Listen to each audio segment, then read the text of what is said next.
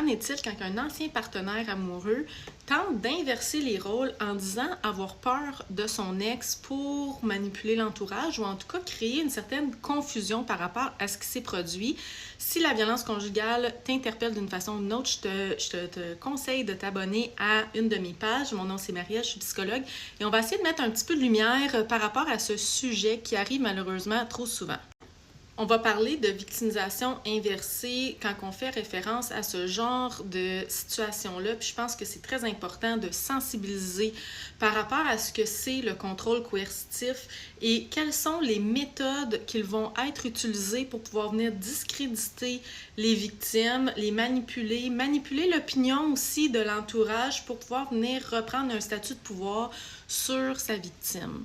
Donc, malheureusement, ça arrive qu'une personne violente va, au lieu d'assumer ses actes, se placer ou se présenter, en tout cas comme étant la victime de l'histoire, en faisant croire, en fait, qu'il a peur, que son ex est menaçante, que c'est elle qui le harcèle, par exemple. Et il va y avoir tout plein de façons qui vont être utilisées pour pouvoir venir jouer sur la perception des gens par rapport à la situation qui s'est passée.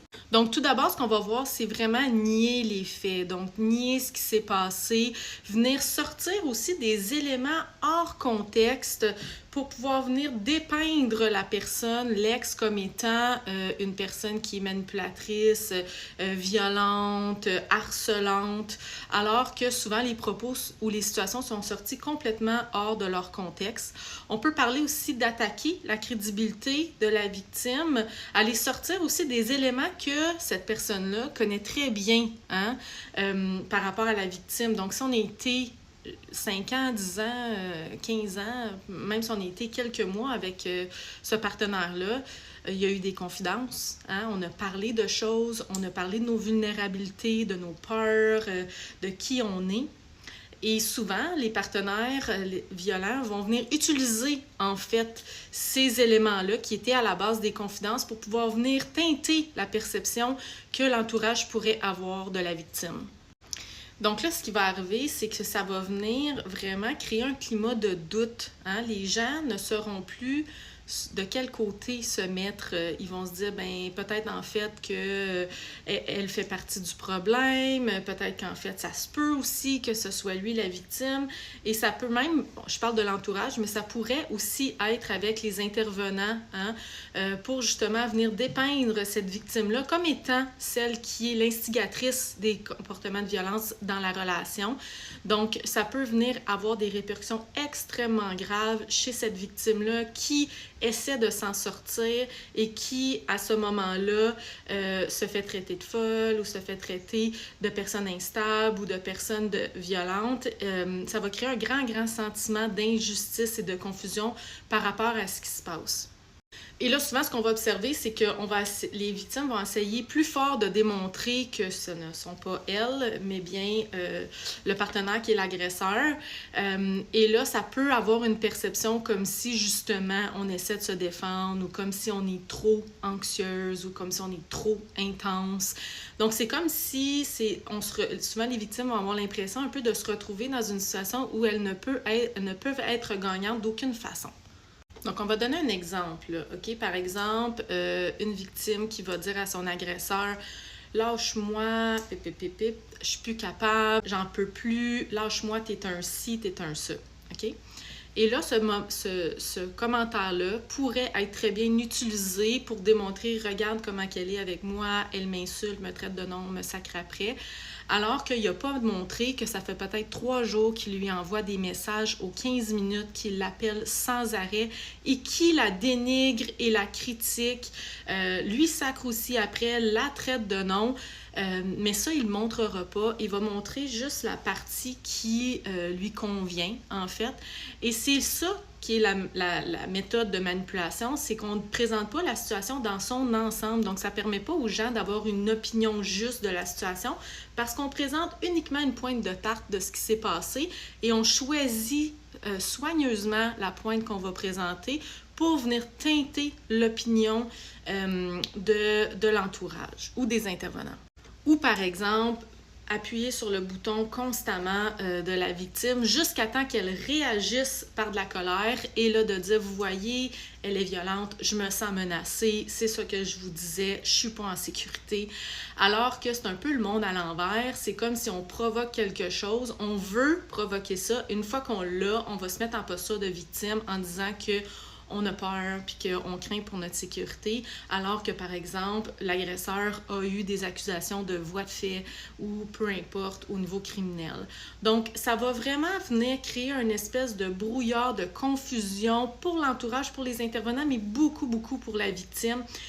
Puis là, je veux juste nuancer, là, c'est super important de comprendre que l'agresseur, là, depuis le début de la relation, est en contrôle constant dans cette relation-là. Donc, il se sent un peu tout-puissant, il se sent supérieur à sa victime.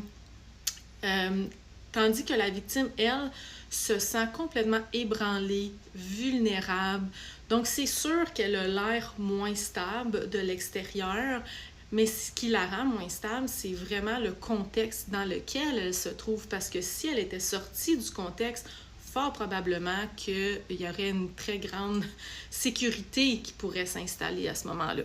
Donc, c'est très, très important d'aller au-delà des apparences et d'essayer de regarder le fil de la relation. Pendant la relation, après la relation, comment ça se déroule aussi. Prendre un pas de recul pour essayer de ne pas comprendre uniquement ce moment-là, mais de voir d'où ça vient, d'où ça part, pour aller chercher vraiment toute l'histoire qui englobe la situation pour arriver à avoir une meilleure perception de ce qui se passe. Il y a quelques signes aussi qui peuvent nous aider. Donc, est-ce que la personne qui se dit être victime prend tout le temps les devants, en fait, pour accuser l'autre? Est-ce que cette personne-là se remet en question ou se pose des questions à savoir quelle est ma partie de responsabilité dans la situation? Parce que très souvent, les victimes se remettent constamment en question. Elles se posent que ça, des questions. Elles se demandent constamment si elles ont fait quelque chose qui ont contribué à ça, si elles auraient pu faire différemment. Donc, le fait de ne pas se poser de questions, ça peut être un signe. Est-ce que la personne tente à isoler ou faire du clivage, c'est-à-dire vouloir donner une information à quelqu'un mais pas à l'autre, vouloir parler en privé avec la personne, de donner juste des points d'information quand on veut faire une rencontre de groupe, on veut parler devant les autres, ils vont essayer de s'assurer que ça se produise pas pour pouvoir mieux manipuler aussi l'entourage. Est-ce que la personne parle constamment de vouloir se protéger alors que la personne elle a des accusations, par exemple, de harcèlement ou de contrôle qui pèsent sur elle ou qui ont peut-être même été passées à la cour et trouvées coupables? Donc, faut essayer de voir vraiment l'ensemble de la situation pour mieux porter un jugement en fait plus clair par rapport à ce qui se passe. Et même à ça, c'est souvent très difficile d'y voir clair. Souvent, le temps va vraiment aider. Puis ça, c'est quelque chose que je dis constamment à mes clientes. Le temps va souvent aider parce qu'avec le temps, à un moment donné, on finit par y voir plus clair puis à voir les incohérences qui se produisent. Avec quelques moments, c'est difficile, mais sur le long terme, à un moment donné, on finit par voir qu'il y a des incohérences et qu'on commence à voir un peu la stratégie de l'agresseur derrière. Donc, il faut comme être patiente. C'est ça qui est souvent très difficile parce que pendant ce temps-là, on a des répercussions réelles sur nous. Mais souvent, le temps va devenir notre meilleur allié.